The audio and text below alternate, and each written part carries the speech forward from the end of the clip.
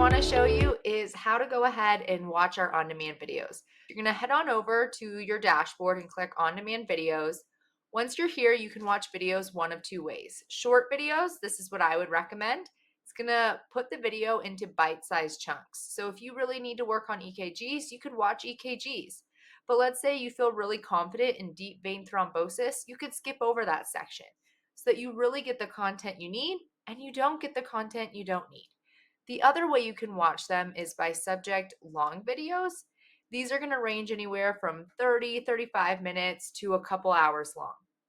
I recommend doing the short videos because it makes it a lot easier for you to really make sure you're understanding the material. Now, if you head on over to this paper clip and you go on to the notes here, this is where you're going to see the worksheets, any cheat sheets, and the slides. All of that's going to be available for you under the notes section. So you're going to want to make sure that you download those whenever you're watching a video so that you get all the available resources.